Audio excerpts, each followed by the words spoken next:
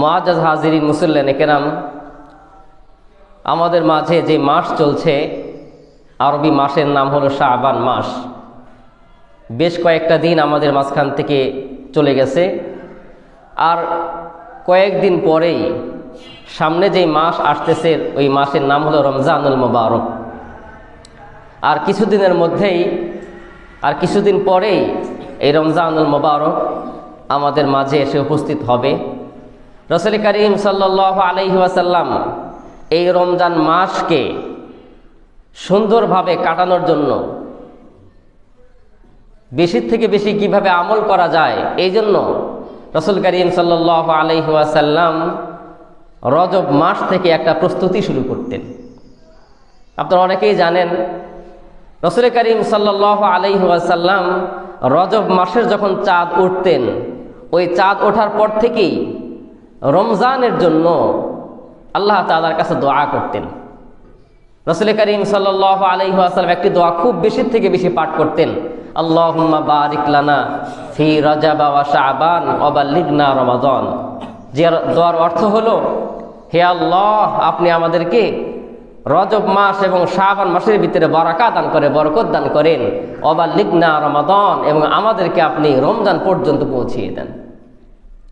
রাসূল সাল্লাল্লাহু আলাইহি ওয়াসাল্লাম রজব মাস থেকে এইরকম দোয়া করতেন, রজব মাস, শাবান মাস, রমজান পর্যন্ত যেন আল্লাহ তাআলা আমাদেরকে পৌঁছিয়ে দেয়। আমরা সকলেই বলি আল্লাহুম্মা আমিন।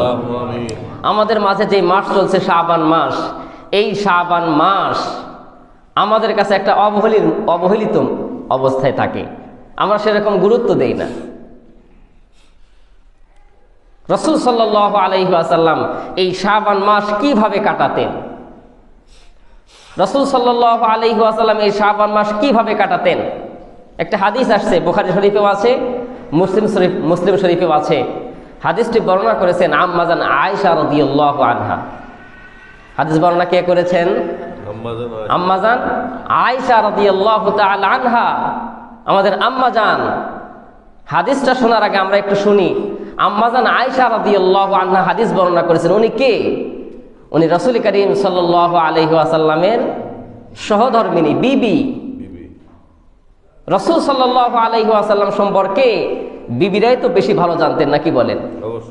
আমাদের ক্ষেত্রেও তাই। আমরা বাইরে যে যতই দরবেশ থাকি না কেন, আমাদের বিবিদের কাছে আমাদের মূল্যায়ন কীরকম, এটা অত্যন্ত গুরুত্বপূর্ণ একটা বিষয়। বাইরে আমার আচার ব্যবহার অনেক সুন্দর, কিন্তু বিবির কাছে আচার ব্যবহার আমার সেরকম সুন্দর হয় না। আম্মা জান আয়েশা রাদিয়াল্লাহু আনহা রাসূল সাল্লাল্লাহু আলাইহি ওয়াসাল্লামের শাবান মাসের আমল কেমন ছিল হাদিস বর্ণনা করেছেন। আম্মা জান আয়েশা রাদিয়াল্লাহু আনহা বলেন, আমি রাসূল সাল্লাল্লাহু আলাইহি ওয়াসাল্লামকে পুরো মাস রোজা রাখা, এটা রমজান ছাড়া অন্য কোনো মাসে পুরো মাস রাসূলকে রোজা রাখতে দেখিনি। এরপর আম্মা জান আয়েশা বলেন যে রাসূল করিম সাল্লাল্লাহু আলাইহি ওয়াসাল্লাম শাবান মাসে এত বেশি নফল রোজা করতেন, আমি অন্য কোনো মাসে রাসূল সাল্লাল্লাহু আলাইহি ওয়াসাল্লামকে এত নফল রোজা রাখতে দেখিনি। তাহলে আম্মা জান আয়েশা বলছেন, রমজান মাস ছাড়া রাসূলকে পুরো মাস রোজা রাখতে অন্য কোনো মাসে আমি দেখিনি। আর রমজানের বাহিরে শাবান মাসে রাসূল সাল্লাল্লাহু আলাইহি ওয়াসাল্লাম এত বেশি রোজা রাখতেন, নফল রোজা, অন্য কোনো মাসে রাসূল এত নফল রোজা রাখেন। রাসূল করিম সাল্লাল্লাহু আলাইহি ওয়াসাল্লাম এই শাবান মাসে এত বেশি নফল রোজা রাখতেন। রাসূল সাল্লাল্লাহু আলাইহি ওয়াসাল্লামের একজন সাহাবী ওসামা ইবনে যায়েদ, রাসূল সাল্লাল্লাহু আলাইহি ওয়াসাল্লামের পালক পুত্র, নাম কি ছিল? যায়েদ। রাসূল সাল্লাল্লাহু আলাইহি ওয়াসাল্লামের পালক পুত্রের নাম কি ছিল? যায়েদ বিন হারেস। এই যায়েদ বিন হারেসের সন্তানের ছেলের নাম ছিল ওসামা, অর্থাৎ রাসূল সাল্লাল্লাহু আলাইহি ওয়াসাল্লামের নাতি, পালক পুত্রের ছেলে ওসামা ইবনে যায়েদ রাদিয়াল্লাহু আনহু। রাসূল খুব মহব্বত করতেন এই ওসামা রাদিয়াল্লাহু আনহুকে। এই ওসামা ইবনে যায়েদ রাদিয়াল্লাহু আনহু হাদিস বর্ণনা করেছেন, রাসূল সাল্লাল্লাহু আলাইহি ওয়াসাল্লাম শাবান মাসে এত বেশি রোজা রাখতেন, এত বেশি রোজা রাখা দেখে ওসামা ইবনে যায়েদ রাদিয়াল্লাহু আনহু রাসূল সাল্লাল্লাহু আলাইহি ওয়াসাল্লামকে জিজ্ঞাসাই করেছেন, ইয়া রাসূলুল্লাহ, আপনি অন্য কোনো মাসে এত নফল রোজা করেন না, এই শাবান মাসে এত নফল রোজা কেন করেন? ওসামা ইবনে যায়েদ রাদিয়াল্লাহু আনহু শাবান মাসে রাসূল সাল্লাল্লাহু আলাইহি ওয়াসাল্লামের রোজা রাখা দেখে অন্য কোনো মাসে এত রোজা রাখেন না রাসূল। এজন্য জিজ্ঞাসাই করছেন, ইয়া রাসূলুল্লাহ, শাবান মাসে আপনি এত রোজা করেন কেন? রাসূল সাল্লাল্লাহু আলাইহি ওয়াসাল্লাম দুইটা কারণ বলেছেন। কয়টা কারণ বলেছেন? দুইটা কারণ বলেছেন। তার ভিতরে এক নাম্বার কারণ, রাসূল সাল্লাল্লাহু আলাইহি ওয়াসাল্লাম ওসামা ইবনে যায়েদ রাদিয়াল্লাহু আনহুকে বলছিলেন যে শাবান মাস এমন একটা মাস, এই মাসকে মানুষ অবহেলা করে, গাফলতের মধ্যে কাটিয়ে দেয়। কেন? বলে এই মাসের পরে একটা মাস আছে, ওই মাসের নাম কি? রমজান। এই মাস সকল মাসের সর্দার, এই মাসে সবাই সম্মান দেয়, দেয় না? আবার এই শাবান মাসের আগে আরেকটা মাস আছে, যেই মাসটাও সম্মানিত। নাম কি? রজব। কেন সম্মানিত বলেন দেখি? 12 মাসের ভিতরে 4টা সম্মানিত মাস আল্লাহ তাআলার কাছে, তার ভিতরে একটা হলো কি? রজব মাস। আল্লাহ তাআলার কাছে 12 মাসের ভিতরে সম্মানিত 4 মাস, তার ভিতরে একটা মাস হলো কি মাস? রজব মাস। এই মাসকে আল্লাহ তাআলা সম্মানের মাস হিসেবে আমাদেরকে দান করেছেন। এই মাসে জাহিলি যুগেও যুদ্ধ বিগ্রহ বন্ধ থাকতো। সম্মানিত 4 মাসের ভিতরে একটা হলো রজব মাস। রাসূল বলেন শাবান মাস এমন একটা মাস, এর পরেও একটা সম্মানিত মাস, এর আগে একটা সম্মানিত মাস। এই দুই সম্মানের মাঝখানে শাবান মাসকে মানুষ একটু গাফলতির মধ্যে কাটিয়ে দেয়। রাসূল সাল্লাল্লাহু আলাইহি ওয়াসাল্লাম বলেন এই শাবান মাসে আমি বেশি থেকে বেশি রোজা আদায় করি। একটা মানুষ যেই মাসকে গাফলতের মধ্যে কাটিয়ে দেয়, ওই মাসে আমি বেশি থেকে বেশি নফল ইবাদত করি, যেন আল্লাহ তাআলার কাছে আমি সম্মানিত হতে পারি। যেই মাসকে কেউ দাম দেয় না, ওই মাসকে আমি সম্মান জানাই। আল্লাহ তাআলা কোনো বান্দা যদি কোনো দুর্বল মানুষকে সম্মান করে, তার মর্যাদা বাড়ে না? হ্যাঁ, সকল মানুষ রাত্রে ঘুমিয়ে যায়, কিছু বান্দা শেষ রাত্রে উঠে তাহাজ্জুদের নামাজ আদায় করে। কি বলেন? সবাই ঘুমিয়ে যায়, ওই সময় কোনো বান্দা উঠে যদি তাহাজ্জুদের নামাজ আদায় করে, তো ওই বান্দার মর্যাদা আল্লাহ তাআলার কাছে বাড়ে না? বাড়ে। ঠিক তেমনি ভাবে রজব মাস সম্মানিত মাস, রমজান মাস সকল মাসের সর্দার, মাঝখানে শাবান মাস সবাই অবহেলায় কাটিয়ে দেয়, গাফলতের মধ্যে কাটিয়ে দেয়। এই মাসকে কোনো ব্যক্তি যদি সম্মান করে, নফল ইবাদত বেশি থেকে বেশি করে, তো আল্লাহ তাআলার কাছে তার মর্যাদাও বেড়ে যায়। এজন্য ওসামা ইবনে যায়েদ যখন জিজ্ঞাসা করছেন, ইয়া রাসূলুল্লাহ, শাবান মাসে আপনি এত নফল রোজা কেন করেন? রাসূল 1 নম্বর উত্তর দিয়েছেন, এই মাসটা মানুষ গাফলতের মধ্যে কাটিয়ে দেয়, এই জন্য এই মাসে আমি নফল ইবাদত বেশি করি। 2 নম্বর আরেকটা কারণ রাসূল সাল্লাল্লাহু আলাইহি ওয়াসাল্লাম বলেছেন। রাসূল সাল্লাল্লাহু আলাইহি ওয়াসাল্লাম বলেন, বান্দার যে আমল আল্লাহ তাআলার দরবারে পেশ হয়, পৌঁছায়, ফেরেশতারা যে পৌঁছিয়ে দেয়, এই বাৎসরিক আমলের রিপোর্ট আল্লাহ তাআলা শাবান মাসে আল্লাহ তাআলার দরবারে গ্রহণ করা হয়, ফেরেশতারা পৌঁছিয়ে দেয়। এজন্য রাসূল সাল্লাল্লাহু আলাইহি ওয়াসাল্লাম বলেন, আমার মন চায় আমার আমল বাৎসরিক রিপোর্ট যেটা আমার পৌঁছায় আল্লাহ তাআলার দরবারে, এমন অবস্থায় যেন পৌঁছায় যেই অবস্থাতে আমি রোজা অবস্থায় থাকি। এখন একটা প্রশ্ন আপনারা করতে পারেন, আমরা শুনেছি সোমবারে বৃহস্পতিবারে আল্লাহ তাআলার দরবারে আমল পৌঁছায়, রিপোর্ট পৌঁছায়, পৌঁছায় না? পৌঁছায়।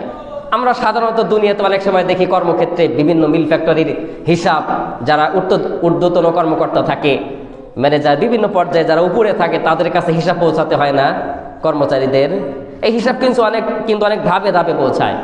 ডেইলি কিছু রিপোর্ট জমা হয়, সাপ্তাহিক কিছু রিপোর্ট জমা হয়, 6 মাস পরে কিছু রিপোর্ট জমা হয়, বাৎসরিক একটা রিপোর্ট জমা হয়।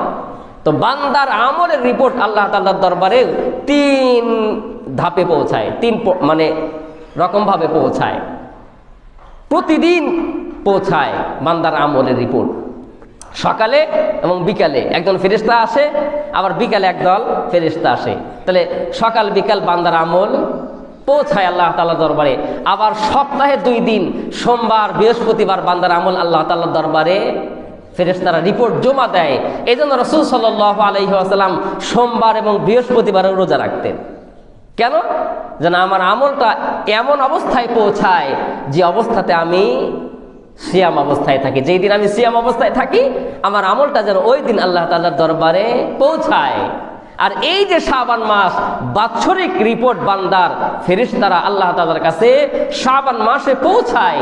এজন্য রাসূল সাল্লাল্লাহু আলাইহি ওয়াসাল্লামকে ওসামা ইবনে যায়েদ রাদিয়াল্লাহু আনহু যখন জিজ্ঞাসা করছেন, ইয়া রাসূলুল্লাহ, আপনি শাবান মাসে এত বেশি রোজা কেন রাখেন? রাসূল সাল্লাল্লাহু আলাইহি ওয়াসাল্লাম এই দুইটা কারণ বলেছেন। এক নাম্বার, এই মাসকে মানুষ অবহেলায় কাটিয়ে দেয়, গাফলতের মধ্যে কাটিয়ে দেয়, এজন্য এই মাসকে আমি সম্মান করি। দুই নাম্বার, এই মাসে বান্দার আমল আল্লাহ তাআলার দরবারে পৌঁছায়। রাসূল বলেন, আমার মন চায় আমি রোজা অবস্থায় আমার আমলের রিপোর্ট যেন আল্লাহ তাআলার দরবারে পৌঁছায়। এই জন্য এই মাসে রাসূল সাল্লাল্লাহু আলাইহি ওয়াসাল্লাম খুব বেশি নফল রোজা রাখতেন। মুআজ্জাজ হাজিরিন, আমাদের মাঝখানে শাবান মাস, আমরাও এই মাসকে যেন সম্মান করতে পারি, আমরাও যেন এই মাসে রমজানের একটা প্রস্তুতি নিতে পারি। এজন্য কয়েকটা আমার পরিকল্পনা আপনাদেরকে আমি শেখানোর চেষ্টা করব। আমরা প্রত্যেকেই এই পরিকল্পনাগুলো আমরা মুখস্থ করে নিব। এক নাম্বার পরিকল্পনা আমাদের, এখন থেকে আমরা যেটা শুরু করব সেটা হলো, আমরা ফরজ নামাজ যারা আদায় করি, আমরা এই নামাজগুলো পাবন্দির চেষ্টা করি। যারা নামাজ পড়ি না, এখন থেকে আমরা একটু নামাজের দিকে অগ্রসর হই। পাশাপাশি আমরা খুব বেশির থেকে বেশি একটু নফল নামাজ বাড়িয়ে দেওয়ার চেষ্টা করি। সুন্নত নফল এগুলো একটু আমরা বাড়ানোর চেষ্টা করি। সামনে রমজান মাস, রমজান মাসের ভিতরে কিয়ামুল লাইল, রাত্রি জাগরণের কথা আসছে হাদিসে। আবার সালাতুত তারাবিহ আমরা আদায় করি। রমজানের ভিতরে আমরা ওই নামাজগুলো আদায় করতে গিয়ে অনেক সময় আমরা কষ্ট মনে হয় আমাদের কাছে। কেন? সারা বছর তো এত লম্বা টাইম আমরা নামাজ পড়ি নাই, রাত্রি জাগরণ করি নাই। এজন্য এখন থেকে আমরা নামাজ, ফরজ নামাজের পাবন্দি করি, ফরজগুলো আদায়ের চেষ্টা করি, সুন্নত এবং নফল বেশির থেকে বেশি আদায়ের চেষ্টা করি। প্রত্যেকটা কাজ যত গুরুত্বপূর্ণ, ওই কাজ একটু আগের থেকেই যদি আপনি রিহার্সেল করেন, তাহলে কিন্তু ওই কাজটা আপনার জন্য পরবর্তীতে মেইন টাইমে আপনার করতে ওটা সহজ মনে হবে আপনার কাছে। রমজানের ভিতরে লম্বা টাইম তারাবি পড়তে হবে, তাহাজ্জুদ আদায় করব, আমরা জাগবো রাত্রি। হঠাৎ করে রাত্রি জাগরণ করতে গেলে, লম্বা টাইমে নামাজ পড়তে গেলে অনেক সময় কষ্ট মনে হয় আমাদের কাছে। এজন্য এখন থেকে যদি আমরা একটু নফলের সংখ্যা বাড়িয়ে দিই, তাহলে আমাদের জন্য রমজানের ভিতরে যে সহজ হয়ে যাবে। তাহলে এক নাম্বার, ফরজ নামাজের পাশাপাশি আমরা একটু নফল সুন্নতের পাবন্দি করি, বেশির থেকে বেশি নফল আদায়ের চেষ্টা করি। দুই নাম্বার, এখন থেকেই আমরা বেশির থেকে বেশি একটু নফল রোজা রাখার চেষ্টা করি। রাসূল সাল্লাল্লাহু আলাইহি ওয়াসাল্লাম যেহেতু শাবান মাসে খুব বেশি নফল রোজা রাখছেন, হাদিস তো শুনলাম আমরা একটু আগেই, আমরাও এই শাবান মাসের খুব বেশির থেকে বেশি নফল রোজা রাখার চেষ্টা করি। শেষের দিকে আমরা নাই রাখলাম, শেষের 4-5 দিন বা 7 দিন আমরা একটু বিরত থাকবো। এর আগ পর্যন্ত আমরা খুব বেশির থেকে বেশি একটু নফল রোজা রাখার চেষ্টা করি।